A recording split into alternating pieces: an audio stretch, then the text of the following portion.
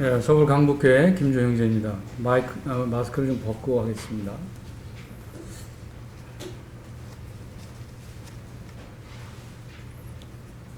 예, 고향에 온 것 같은 그런 느낌이 듭니다. 우리 교회에서 주님 섬기던 성도들이 여기 10여 분 정도 계신 것 같고, 또 저도 이 서대문교회 전신인 아현교회에서 구원받고 이제 그 강북교회로 개척해서 나갔었는데, 제 소개를 먼저 잠깐 드리고 그다음에 말씀을 드리기를 원합니다. 지금부터 48년 전, 제가 20살 때, 그럼 저 나이 나오죠? 네. 20살 때 이 아현교회에서 구원받고 침례받고 그렇게 주님 생활하다, 그때가 이제 73년이었는데 74년도에 그 미아교회에서 개척을 해서 나갔었어요. 그 이후에 이제 주님이 저에게 여지껏 살아오면서 주신 많은 교훈과 또 역경과 어려움들, 이런 것들을 하나님이 은혜로 보살펴 주신 것에 대해서 참 감사를 드리게 됩니다. 구원받고 10년 후에 제가 결혼을 했어요. 우리 짝꿍 좀 한번 소개해 드리겠습니다. 잠깐 일어나 주세요.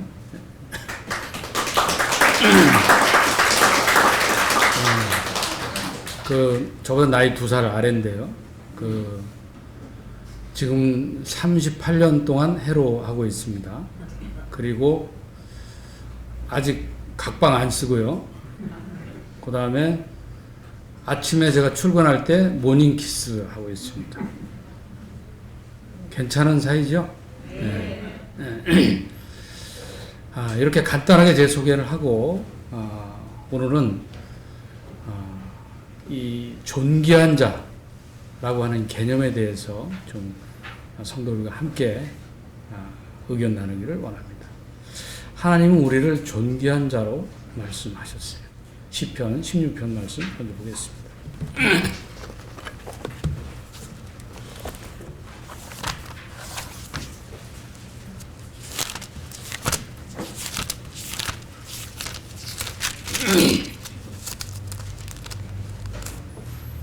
16편 3절, 구약성경 811조 보면, 땅에 있는 성도는 존귀한 자니 나의 모든 즐거움이 저희에게 있도다. 땅에 있는 성도는 존귀한 자니 나의 모든 즐거움이 저희에게 있도다. 자, 우리가 성도죠? 땅에 있는 성도는 존귀한 자라고 했습니다. 그럼 나는 존귀한 자인가요? 맞죠? 우리가 3단 논법을 여기 저걸 해서 드리면, 나는 성도죠. 성도는 존귀한 자라고 했습니다. 고로 나는 뭐예요? 존귀한 자죠. 예. 하나님이 우리를 존귀한 자라고 말씀하셨고, 그 다음에 이어서 나의 모든 즐거움이 저희에게 있다고 했습니다. 하나님이 가지고 있는 모든 즐거움이 바로 우리를 통해서 하나님이 즐거워하신다는 거죠. 그 다음에 또 다른 성경 보겠습니다.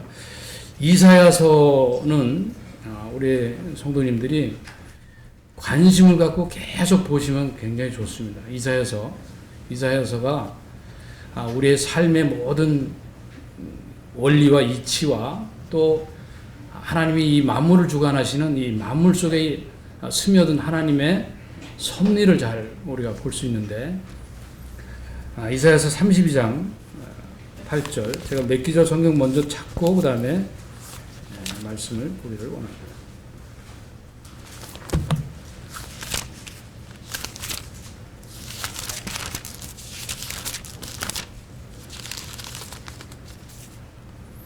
이사야서 32장 8절에 보면은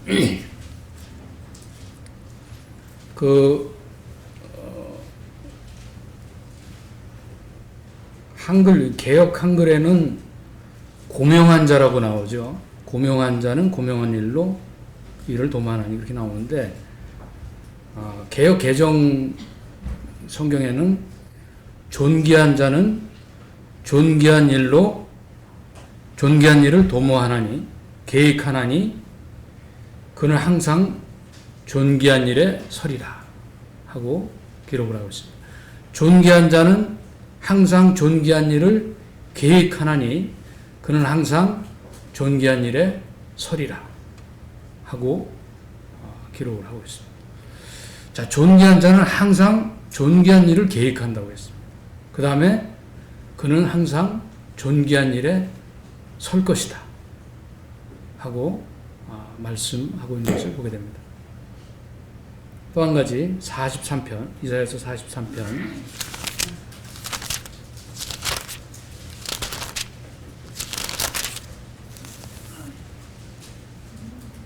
4절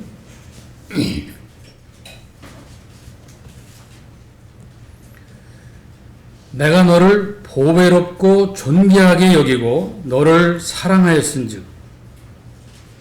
자, 너를 보배롭고 존귀하게 여기고 너를 사랑하였습니다. 하나님이 우리를 보배롭고 존귀하게 여기고 또 사랑했다고 표현하고 있습니다. 우리 젊은 청년 성도들, 아마 누가 나에게 청혼을 할 때 이런 말을 해주면 얼마나 대단한 말일까. 내가 너를 보배롭고 존귀하게 여기고 너를 사랑한다. 그러니 나의 청혼을 받아줘라.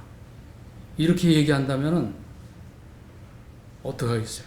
감동적이겠죠.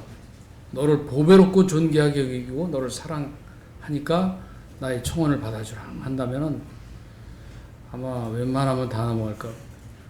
하나님이 이렇게 얘기했어요. 우리에게 너를 보배롭고 존귀하게 여기고 너를 사랑했다. 이 존귀하다는 말이 뭔가요? 존귀하다는 말은 높을 존에 귀할 기. 그러니까 그 높고 귀하게 본다는 거예요. 높고 귀하게 본다. 또 한 가지 더 소개하겠습니다. 49장, 이사야서 49장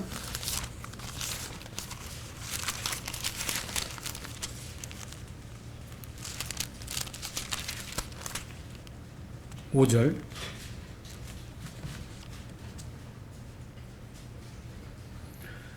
나는 여호와 보시기에 존귀한 자라. 나의 하나님이 나의 힘이 되셨도다. 자, 이사야가 보기에 하나님이 나를 보시기에 존귀한 자라고 생각하신다. 그래서 그분이 나에게 힘이 된다. 그런 얘기로 하고 있습니다. 또 이제 한 말씀 찾지는 않겠는데 보겠습니다. 전도서 6장에 보면은 우리 인간에게 하나님께서 재물과 부요와 존귀를 하나님께 받았으나 그것을 누리지 못한다고 기록을 하고 있습니다. 하나님께서 우리에게 재물과 부귀와 존귀를 허락하셨는데 사람들이 이걸 누리지 못한다. 이 주신 것을 제대로 누리지 못한 이런 삶을 살고 있다는 표현을 이렇게 하고 있습니다. 자, 우리를 존귀하다고 하시니 하나님께 대해서 나는 과연 나를 어떻게 보고 있느냐? 나는 과연 존귀한 자인가? 이사야는 스스로에 대해서 여호와 보시기에 내가 존귀한 자다 하고 고백을 했어요. 그래서 그분이 나의 힘이 되신다 하고 고백을 했습니다.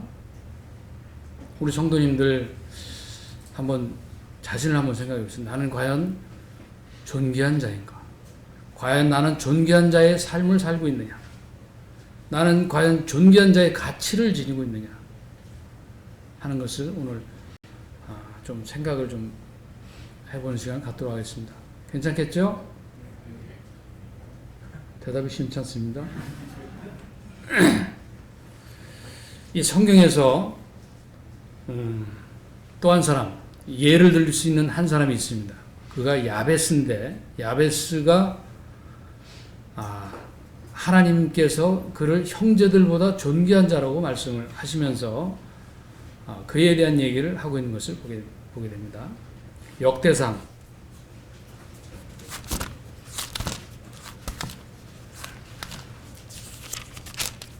4장, 역대상 4장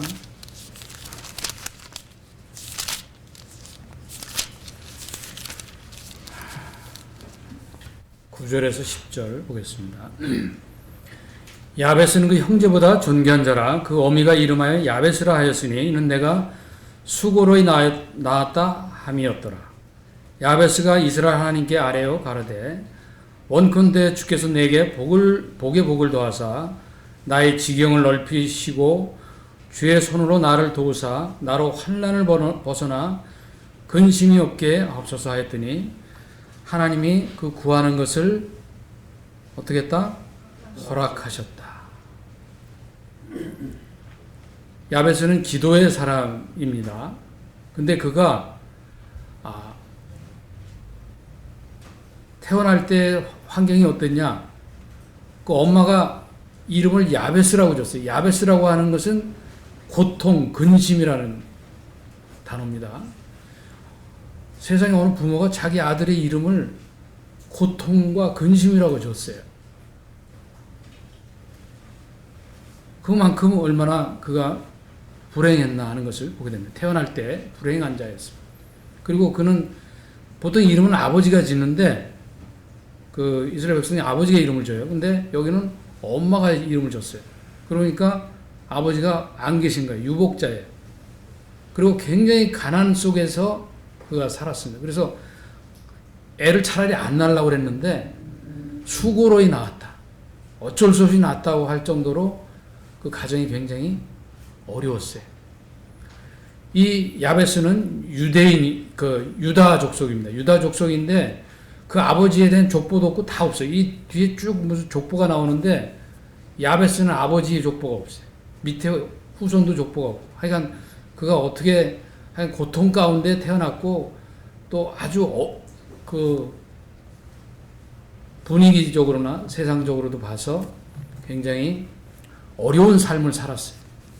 그런데 그가 형제들보다 존귀한 자라고 호칭을 받았죠. 그 형제보다 존귀한 자라. 그런데 그 이유가 뭐냐면은 기도하는 자였어요.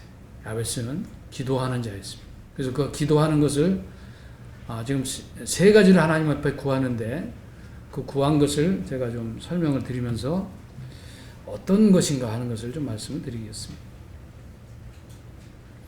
그가 존귀한 자가 된 것은 사실상 그의 기도 때문이다. 그가 비천하고 고통스럽고 근심 가운데 있는 자였는데 그가 기도를 통해서 존귀한 자가 된 것이고 또 그 기도의 내용을 우리가 보면서 우리도 그렇게 기도하면은 우리가 존귀한 자가 될 수 있다고 하는 것을 그런 비전을 좀 심어 드리기를 원합니다. 자, 첫 번째 기도할 때 어떤 기도를 했냐? 주께서 내게 복에 복을 더하사 나의 지경을 넓혀달라고 했습니다. 나의 지경을 넓혀달라. 자, 우리는 대부분 나의 환경과 여건에 맞춰서 살라고 하는 본성이 있습니다. 그리고 조금이라도 벗어나면 굉장히 두려워하고 어려워하고 그래요. 근데 이 야베스는 담대하게 나의 지경을 넓혀달라. 나의 활동 반경을 넓혀달라. 우리 청년들 특히 현재 나에게 주어진 것이 나의 인생의 전부가 아니다 하는 것을 생각을 해야 됩니다. 우리가 기도하는 자만이 얻을 수 있는 비전을 우리가 생각을 하셔야 됩니다. 내가 여기서 이렇게 살 것이 아니라 나의 지경을 굉장히 넓혀서 하나님께서 나에게 무슨 전도자로서 또는 선교사로서 또 이 세상에서도 내가 다니는 직장에서 최고의 지위가 되고 또 내가 사업을 하면 이것을 정말 확장해서 정말 하나님이 보시기에 존귀한 자로서 살 수 있는 이런 가치를 우리한테 주셨어요. 특히 하나님께서 땅에 있는 성도는 존귀한 자라고 했어요. 나를 존귀한 자로 삼으신 하나님께서 내가 기도하는 것을 들어주시지 않겠느냐 하는 이런 확신을 가지고 살라는 거예요. 야베스가 그렇게 했습니다. 그래서 기도할 때 복에 복을 더해서 나의 지경을 넓혀달라. 복을 하나만 받으면 좋은데 복에 복을 더블로 해서 나의 지경을 넓혀달라. 우리 이런 비전을 가져야지 우리가 보다 하나님 앞에서도 그렇고 우리 인생의 삶에 있어서도 존귀한 자의 삶을 살 수가 있는 것입니다. 하나님은 나를 통해서 일하십니다. 주님 말씀하셨죠. 요한복음 15장에 나는 포도나무여 너희는 가지니. 하나님이 이 포도나무의 열매를 맺을 수 없습니다. 가지의 열매가 맺는 거예요. 그래서 하나님께서 나는 포도나무고 너희는 가지라고 한 그 개념은 하나님 직접 일하지 않고 가지를 통해서 열매를 맺는 겁니다. 가지를 통해서. 네? 나무가 직접 열매를 맺지 않아요. 가지를 통해서 열매를 맺는. 그래서 하나님이 우리를 통해서 일하시기를 원하는 겁니다. 근데 내가 땅 하나님 맡고 있으면은 하나님이 우리에게 열매를 맺게 할 수가 없는 거죠. 제가 이제 은행 생활을 했는데, 제가 지점장 시절에, 그때는, 지금은 이제 안 그런데, 그때는 지점장한테 차 한 대와 기사가 나왔어요. 그래갖고 제가, 저기, 강북의 끝에서 그 방학동이라고 하는 데서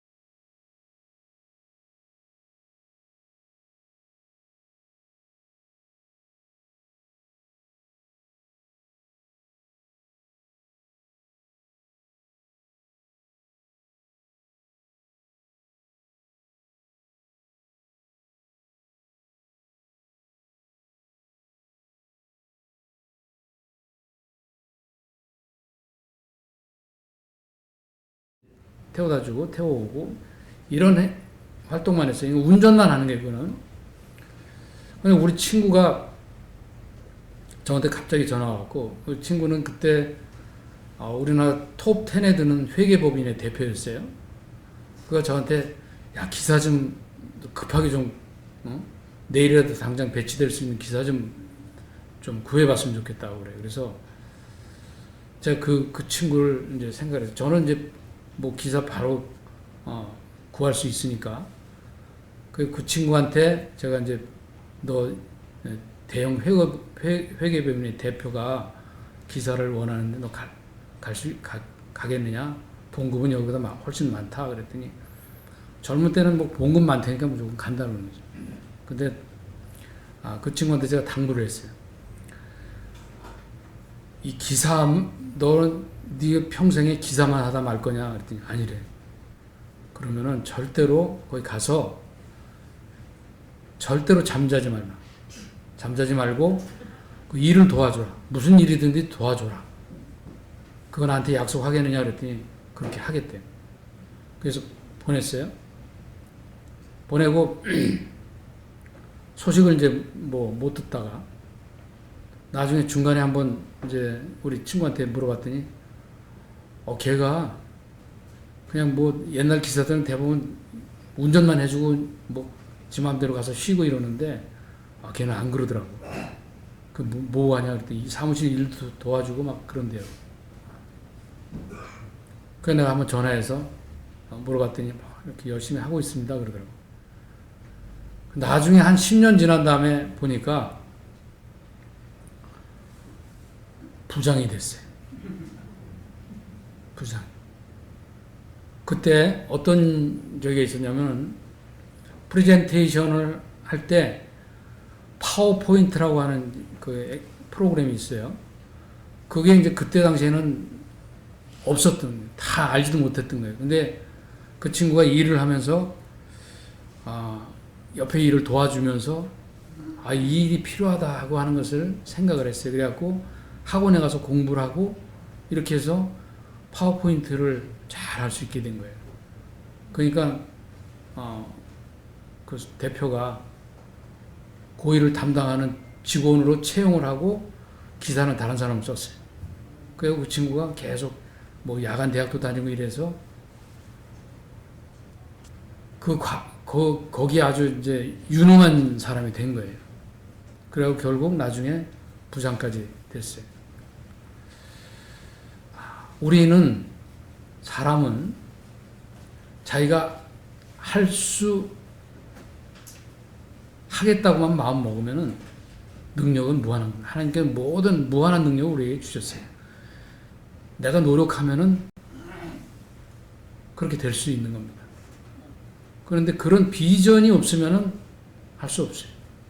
그대로 살 수밖에 없는 거예요. 그래서 자기 인생의 지경을 자기 능력이나 수준으로 그 한계를 정하지 말고 하나님 앞에 목표를 크게 잡고 기도하라는 거예요. 주님이 이런 말씀하셨어요. 시편 81편에 보면 내 입을 크게 열라. 그러면 내가 채워주겠다.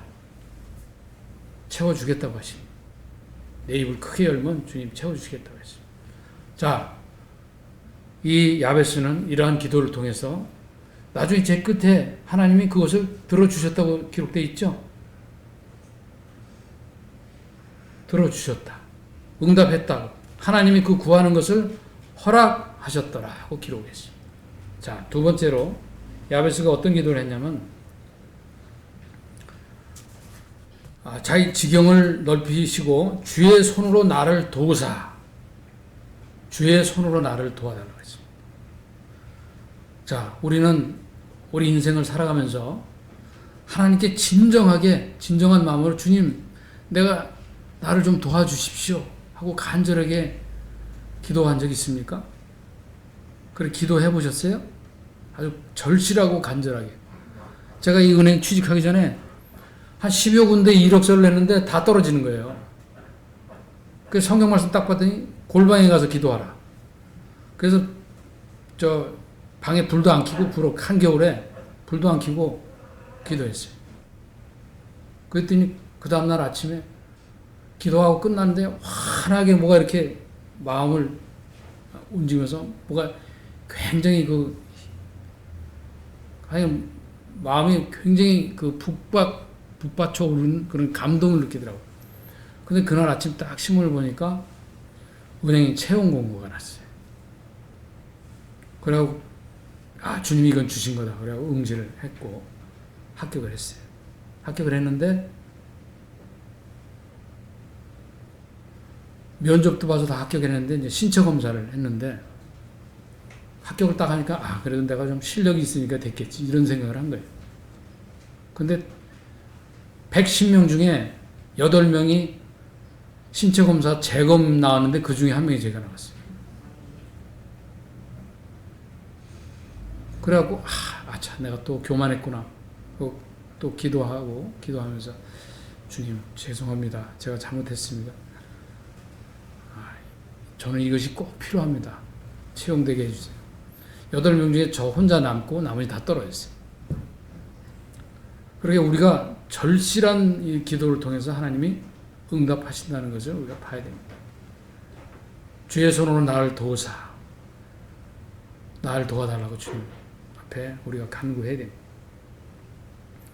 그러려면 내 힘으로 할 수 없다는 걸 우리 깨달아야 돼요.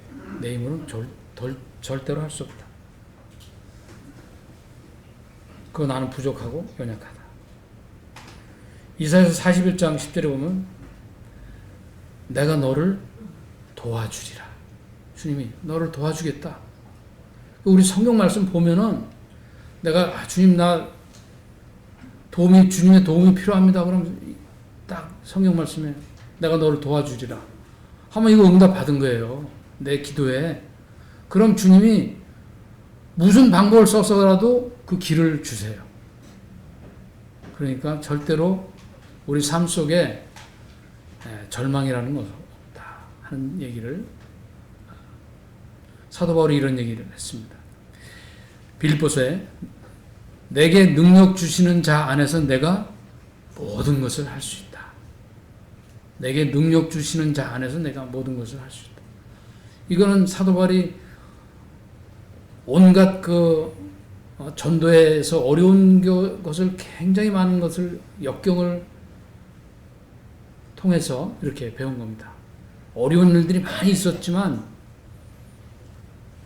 능력 주시는 자 안에서 내가 모든 것을 할 수 있다고 하는 이런 개념을 그가 발견하게 된 겁니다. 앤드류 존슨이라고 하는 미국 17대 대통령이 있습니다. 그는 3살 때 아버지가 돌아가시고 워낙 찢어지게 가난해갖고 학교를 못 다녔어요. 초등학교도 못 다녔어요. 그리고 13살에 양복점에 취직해서 17살에 양복점 주인이 됐어요. 학교는 못 다녔지만 그 나름대로 어떤 이제 목표가 있는 거예요. 그래갖고 양복점 주인이 돼서 돈을 좀 벌어갖고 우리나라 따지면 이제 지방자치의회 의원이 되고 나중에 주지사가 되고 최종적으로는 부통령까지 했습니다. 부통령인데 그 당시에 대통령이 누구냐 하면은 링컨, 16대 대통령 링컨입니다. 근데 링컨 대통령이 암살당했죠. 그 이제 부통령에서 이제 대통령 권한 대행을 하다가 17대 대통령 출마를 했는데 상대방 후보가 이런 비방을 했어요. 그는 초등학교도 못 나온 사람인데 또 어떻게 저런 사람을 대통령 시킬 수가 있느냐 하고 비방을 했어요. 그 말을 듣고 존슨은 그에게 이런 얘기를 했어요. 군중들 앞에서 나는 예수님께서 초등학교 나왔다는 얘기를 들어본 적이 없습니다. 그럼에도 예수님은 인류의 구원자가 됐습니다. 요 한마디 딱 했어요. 그 판세가 완전히 뒤집어진 거예요. 내 처지를 비관하지 않고 그는 담대하게 그렇게 자기의 입장을 내세우고 얘기를 했습니다. 그는 자기의 과거를 비난하지 않았습니다. 과거에 묻혀서 살지 않았습니다. 그가 가장 큰 위대한 그에게 남은 업적은 알래스카였죠. 알래스카. 미국의 49번째 주가 된 알래스카를 그 모든 사람이 그렇게 반대를 했대요. 그런데 그가 결정을 해서 알래스카를 우리나라 돈으로 100억, 그 당시 100억, 우리나라 땅의 15배나 되는 그런 엄청난 땅을 100억 주고 산 거예요. 오늘날 거기에 뭐 석유, 금, 엄청나게 자원이 많이 나오는 거죠. 미국 경제의 큰 버팀목이 되는데, 그도 그렇게 찢어지게 가난하고 어려운 삶 속에서 정말 이 주님을 배우고, 그렇게 해서 주님으로 자신의 가치를 삼은 거예요. 그렇게 얘기한, 너 초등학교밖에 못 나온 사람이 어떻게 대통령이 돼? 이럴 때 주님을 내세웠어요. 나는 세상에 여태까지 살아왔지만 주님이 초등학교 나왔다는 얘기 들어본 적이 없다. 그런데 그는 인류의 구원자가 됐지 않느냐? 우린 주님으로 자신감을 가져야 됩니다. 어떠한 삶 속에서도. 그 다음에 근심이 없게 하소서 그랬죠. 주의 손으로 나를 도우사 나로 환난을 벗어나 근심이 없게 하소서 하였더니 하나님이 그 구하는 것을 허락하셨다. 근심이 없게 해달라고 기도했습니다. 자, 우리가 근심하는 이유가 있어요. 우리 생활 속에 근심해 본 적 없는 분은 없을 겁니다. 다 나름대로 그 생애 삶 속에 이런저런 근심도 있고 걱정도 있고 어떡하나 이런 것들이 많이 있을 거예요. 근데 근심하는 자의 특징은 아무것도 안 한다는 거예요. 아무것도 안 해요. 그냥 근심만 하고 있는 거예요. 카네기가 이런 말을 했습니다. 바람 없을 때 이 바람개비를 돌리는 방법. 바람 없는데 바람개비를 어떻게 돌려요?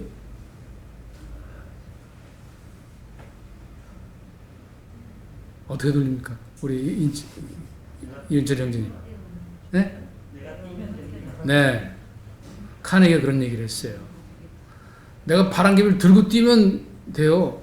빨리 뛰면 더 빨리 돌고, 대부분 근심하는 자는 아무것도 안 하기 때문에 근심이 계속되는 거예요. 일을 하면은 됩니다. 그 근심을 떨쳐버릴 일을 하면 되는 거예요. 하나님께서 그 구하는 것을 허락하셨어요. 자, 이제 시간이 한 19분 남은 거예요? 얼마큼, 시간이 얼마큼 남은데. 자, 다윗의 경우를 제가 말씀을 드리겠습니다. 다윗이, 그도 이제 그 존귀한 자라고 하는 역대상 17장 되었습니다.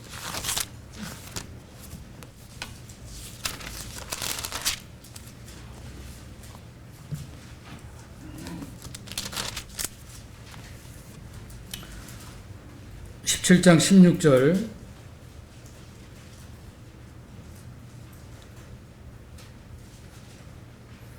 하나님께서 선지자 나단을 통해서 다윗에게 이렇게 얘기하라고 하는 말씀을 했습니다. 이 선지자 나단은 다윗이 우리아의 아내 밧세바를 취했을 때 그를 아주 통렬하게 비판했던 나단 선지자였습니다. 그에게 하나님께서 이제 다윗이 그가 회개하고 살았으니까 이렇게 해주겠다는 얘기를 하라 하는 얘기를 했는데, 내 나라를 견고하게 세우겠다 하고 했어요. 그러니까 다윗이 나단 선지자를 통해서 들려진 하나님의 말씀을 듣고 나단 선지자에게 이런 얘기를 한 겁니다. 16절 다윗 왕이 여호와 앞에 들어가 앉아서 가로되 여호와 하나님이여 나는 누구며 내 집은 무엇이간데 나로 이에 이르게 하셨나이까. 하나님이여 주께서 이것을 오히려 작게 여기시고 또 종의 집에 대하여 먼 장래까지 말씀하셨사오니 여호와 하나님이여 나를 존귀한 자같이 여기셨나이다. 18절 주께서 주의 종에게 베푸신 존귀에 대하여 다윗이 다시 무슨 말씀을 하오리까. 주께서는 주의 종을 아시나이다. 다윗의 이런 고백, 나를 존귀하게 여기셨다 하는 고백, 진정으로 하나님이 그의 잘못을 용서하시고 이제 너의 집을 대대로 안전케 해주겠다고 하는 약속을 하니까 다윗이 감동을 해서 하나님 앞에 이런 얘기를 했습니다. 내가 과연 누군데 하나님께서 이러한 은혜를 베푸시니까. 그리고 나를 존귀한 자같이 여기셨나이다. 우리의 삶은 아까 여기 보니까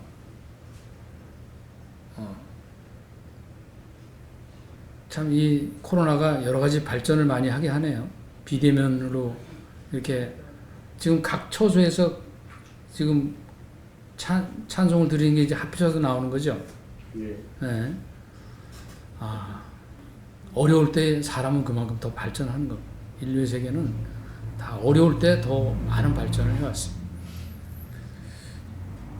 그리고 제가 그 군대 생활 할 때 우리 송찬호 형님하고 편지를 주고받았어요. 그런데 군대 안에서는 편지를 보고 바로 찢어야 돼요. 보안에 걸려갖고 그걸 놔두지를 못합니다. 그래서 제가 한 4, 5년 전에 송찬호 형님 댁을 방문했더니 저하고 나는 편지를 보여주시더라고요. 그래서 자, 사람이 나눈 이런 서신도 이렇게 보존되고 기록되는데 우리의 모든 행동을 아시는 하나님께서 우리를 다 녹화하고 계세요. 우리가 과연 몰래 무슨 짓을 하는지 다 알고 계신 하나님. 그 알고 계신 하나님 앞에서 우리가 벌거벗은 것 같이 드러난다고 하고 있지 않습니까? 그런데 하나님을 잠깐 숨긴다고 숨겨질 일도 없고, 그러니까 우리가 결국 하나님께서 우리를 존귀한 자라고 여기셨으니까 존귀한 자에 합당한 삶을 살아야 되는 거예요. 다윗이 이런 고백을 했어요. 나를 이렇게 존귀하게 여기셨다. 그래갖고 그 다음에 그 각오를 이제 다잡아서 그 이후에 이제 주변에 있는 불순종하는 국가들을 정복 전쟁을 했는데 다 이겼어요. 하나도 빼지 않고 다 이겼어요. 그래갖고 다윗이 역대상 29장에 보면은 하나님 앞에 이제 건축할 이제 자재들을 백성들에게 헌물하도록 그렇게 했어요. 그렇게 했는데 너무 많이 가져온 거예요. 그래서 하나님 앞에 감사하는 이제 기도를 했는데 역대상 29장에 잠깐 보겠습니다.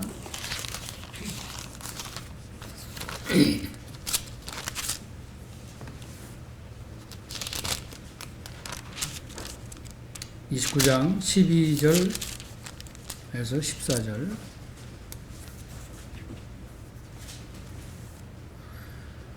부와 기가 주께로 말미암고 또 주는 만유의 주제가 돼서 손에 권세와 능력이 있사오니 모든 자를 크게 하심과 강하게 하심이 다 주의 손에 있나이다.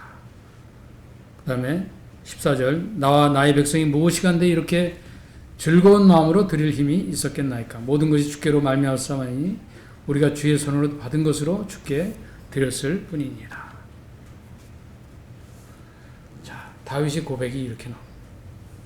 과거에는 틀린 고백인데 뭐냐? 우리가 이 부와 기가 다 주께로 말미암다. 그렇기 때문에 우리가 주께로부터 받은 것을 드리는 거다. 내가 따로 내가 노력해서 수고해서 드리는 것이 아니라 그 원칙을 깨달은 거야. 내가 주님 앞에 드리는 것은 주께로 받은 것 중에 일부를 드리는 거다. 내 것을 드리는 것이 아니라 주님께로부터 받은 것의 일부를 주님 앞에 드리는 거다. 자, 이제 이 야베스의 기도를 통해서 그가 허락하심을 받아서 그는 참 기도의 능력으로 하나님의 놀라운 은혜를 입은 사람이 되었습니다. 존귀한 자가 되었습니다.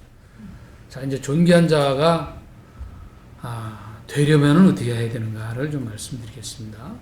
존귀한 자가 되려면 첫째로 존귀한 자를 닮아가야 됩니다. 그죠? 내가 존귀한 자가 되려면 존귀한 자를 닮아가야 돼. 닮아가려면 어떻게 해야 돼요? 닮아가려면 존귀한 자가 하신 말씀을 우리가 봐야죠. 존귀한 자가 하신 말씀을 봐야 돼요.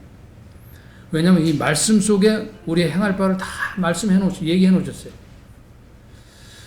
제가 지금 이제 9년째 성경 일독을 하고 있는데 하루에 15분만 투자하면 일독해요. 하루 5페이지. 5페이지만 읽으면 일독을 합니다. 그 다음에 하루 1시간 투자하면 4독. 성경 1년에 4번 읽을 수 있어요. 그런데 어떤 사람, 한 달에 성경 일독하는 사람을 제가 한번 만난 적이 있어요. 그래서 얘기를 들어보니까 얼마나 교만한지 몰라요. 그냥 그 성경 일독하는 게 교만으로 꽉 찼어요. 성경을 공부하는 것은 그 숫자를 얘기할 게 아니라 그 속에 있는 말씀을 깨달아서 실천하도록 성경 공부를 해야지. 내가 일독을 했다. 한 달에 한 일독씩 한다. 그거 백날 하면 뭐예요? 그 말씀을 실천해야 되는 삶을 살아야 돼요. 성경을 보라는 것은 그 말씀 속에 있는 의미를 깨닫고 그것을 실천하는 삶을 살라는 거예요. 단순히 보는 것으로 끝이는 것이 아니고. 자, 주님 이런 얘기 하셨어요. 이전 것은 지나갔으니 보라 새 것이 되었도다. 이전 것은 지나갔으니 보라 새 것이 되었도다. 나는 이제 존귀한 자의 삶을, 존귀한 자를 닮은 삶을 살려면은 내 이전 것은 지나갔다고 생각해.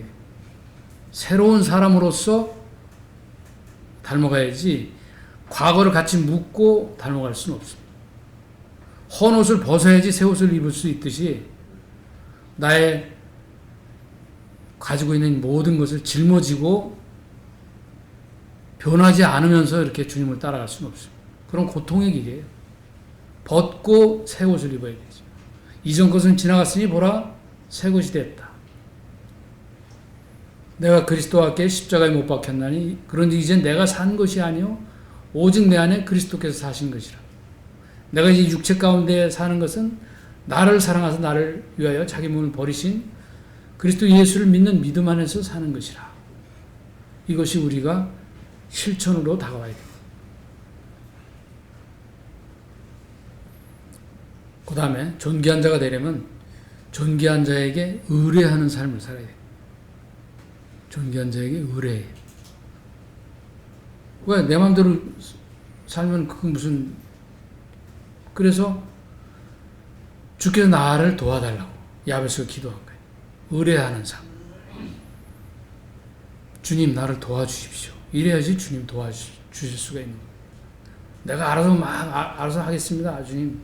그러면 주님 도와주실 방법이 없어요. 자,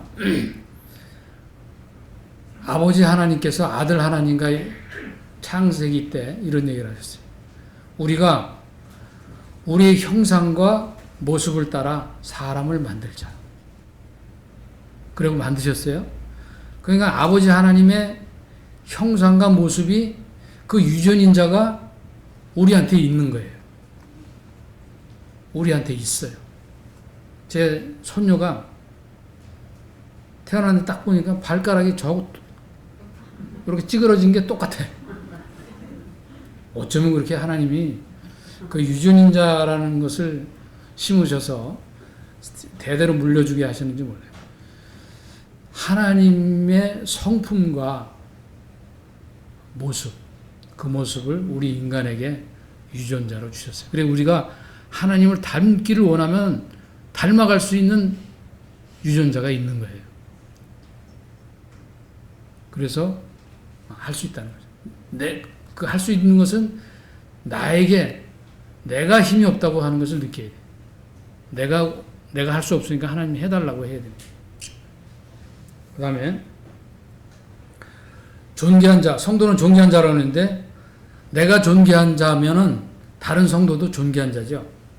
그렇죠? 제 핸드폰에 우리 그 자매님이 전화를 하면은 이름이 뭐라고 나오냐면 왕비님이라고 나옵니다. 그럼 저는 뭐예요? 왕이죠. 또 큰딸이 전화하면은 첫째 공주님 이렇게 나옵니다. 근데 둘째 딸은 아직 구원을 안 받아서 그냥 김미나 이렇게 해놨어요. 근데 우리 자매는 제가 전화를 하면은 옛날엔 뭐라고 되어 있냐면 서방님이었는데 지금은 낭군님으로 바뀌었어요. 낭군님. 이 서방님은 뭐냐면은 동방하고 서방 있죠. 동쪽은 해가 뜨는 방향이고 서쪽은 해가 지는 방향이에요. 서방은 남편을 낮춰서 제3자한테 부를 때 그렇게 하는 칭호예요.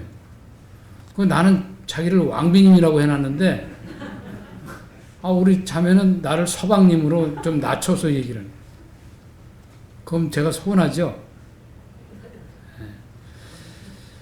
우리 아내에 대해서, 우리 남편에 대해서 나는 존귀한 자처럼 생각을 하고 있나? 그처럼 대우하고 있나? 언어와 말 속에 나는 과연 우리의 자녀들, 또 우리 남편, 또 우리 아내 존귀한 자로서의 대우를 하고 있는지 생각을 해봐야 됩니다.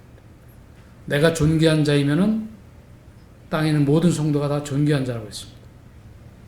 그래서 내가 존귀한 자임을 인식하면은 모두가 존귀한 자. 주님이 땅에 있는 성도 누구 빼고 존귀한 자라고 안 했어요. 모든 성도가 존귀한 자라고 했습니다. 주님이.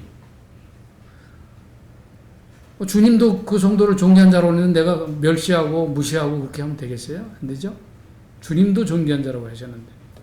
그래서 우리의 가치는 존귀한 자의 지위를 주님 누리고 또 그렇게 상대 성도들에게 대우하고 하는 이런 삶을 살면 존귀한 자의 삶을 살 수 있으리라고 봅니다.